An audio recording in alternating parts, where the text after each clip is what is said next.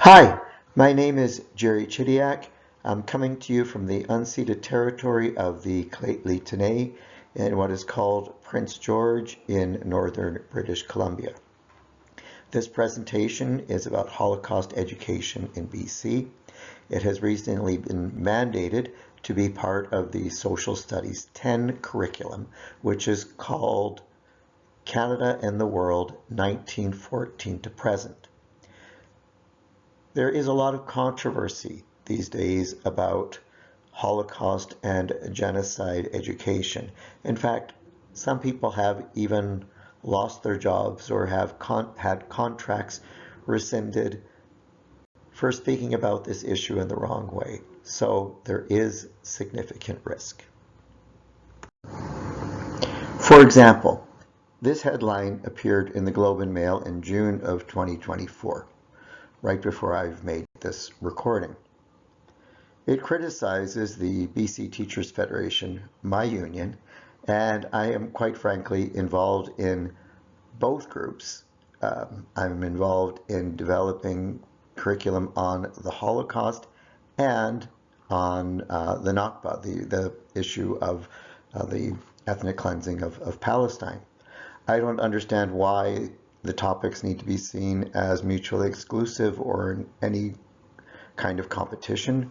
They're both very important, as I will point out in this presentation. So how does one respond to this situation? Well, even though Canada is not a particularly friendly and safe space right now for innovation in Holocaust and genocide education, I have to take the risk. And the Anti-Oppression Educators Collective, the group that's most strongly criticized in that article from the Globe and Mail, has asked me to do a presentation in October of this year. And what I'm doing right here is actually preliminary work preparing for that presentation. I think the most important point to remember in teaching about the Holocaust or any abuse of human rights is to have empathy. Empathy allows us to address the pain felt by the groups that are victimized by genocide and human rights abuses. And that's key. So who am I? Well, I'm a teacher in British Columbia, and I've been teaching about the Holocaust and genocide for decades. The main course that I teach is Social Justice 12, and I teach it through a genocide lens because any violation of human rights is a step toward genocide.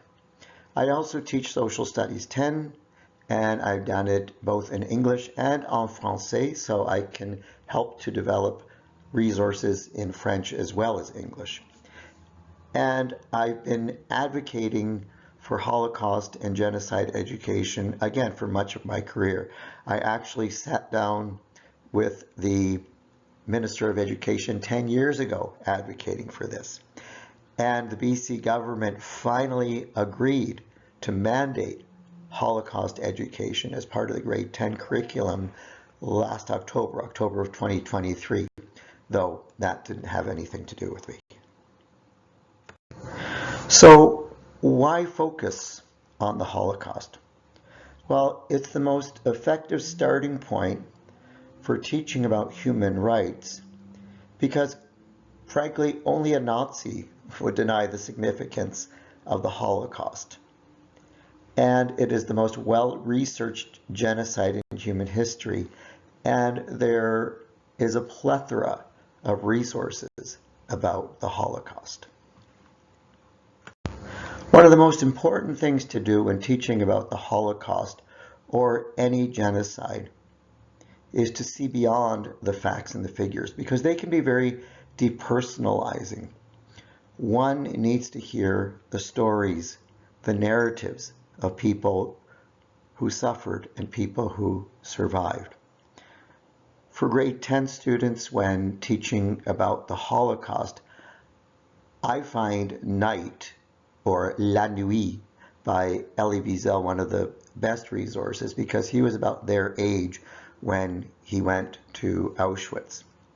It's a classic of Holocaust literature, and it's extremely well written. Again, in both languages, beautifully written. Now, not everybody likes Night, and I would say that then they shouldn't use Night.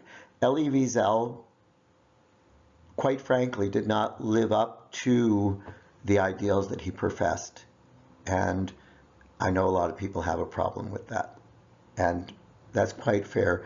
But there are many, many amazing resources. Another great one is the life of Eva Kor, who was one of Mengele's twins, and her story is amazing.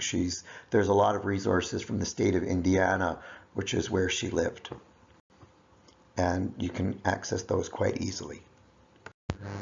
One of the most important aspects of studying the Holocaust is studying the aftermath, the humane response of this atrocious act, the efforts that humanity made to try to make never again a reality. And these include the Universal Declaration of Human Rights, led by that incredible person, Eleanor Roosevelt. You also have the United Nations Genocide Convention, spearheaded by the most amazing and brilliant human being, one of the greatest people of all time, in my opinion, Raphael Lemkin, who was a Polish-Jewish lawyer, and that's who's pictured on this slide. Of course, the Geneva Conventions were also revised, redefining what war crime is. And then humanity fell into the Cold War, and these became ghost documents for decades and decades. As I said earlier, the Holocaust provides a very effective starting point for teaching high school students about genocide and human rights, but it cannot be seen in isolation. A brilliant work on this topic was written by Jewish-Canadian author Naomi Klein, who in her book Doppelganger has a chapter called The Nazi in the Mirror. And she points out that in genocide there is always the dehumanized other. What was unique about the Holocaust is here it was focused on Europeans, not on people, indigenous people in North America or Australia or Africans. It was focused on Europeans. It provides a very solid foundation for understanding the genocidal mindset in the most bloody century of human history, the 20th century and leading into the 21st century.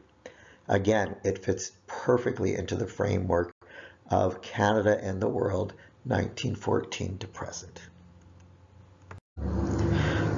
So it's very important then for teachers to take that idea of the Holocaust and give a more global view. In Canada, we have to look at the genocide of Canada toward the Indigenous population.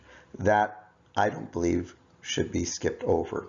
And it should lead into studying the 94 calls to action, the Truth and Reconciliation Commission, and so on. And then, unfortunately, there are many, many other aspects of, or other examples of genocide from 1914 to present. And teachers can decide which they want to teach, but again, it's very important for the BC Teachers Federation to have resources available for teachers to use and for students to use. Other genocides, of course, include the Armenian genocide, the Holodomor, the Nakba. We could also look at the internment of Japanese Canadians during World War II. Unfortunately, there are so many choices for human rights violations that can be studied. And teachers can decide if they want to present on these or if they want to have their students do individual research projects and present to the class, which is something that I do in Social Justice 12. I do that lesson, Socials 10. But it depends on the teacher, it depends on their class, it depends on their charism. So there are many ways that one can move forward with this. If we look at the world around us, we see how many horrible things have happened because we've told lies about our neighbors. And a lot of that was done in education. And I love this quote from Indigenous leader Justice Murray Sinclair. Education got us into this mess. Education will get us out. We need to teach the truth.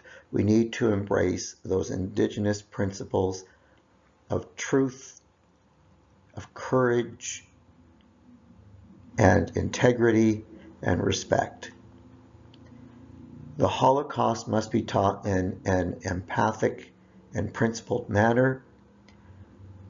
Students need to understand what happens when we dehumanize our neighbor.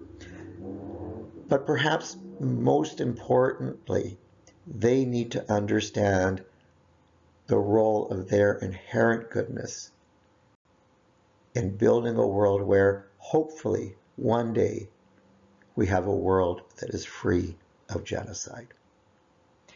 That should be the greatest learning outcome.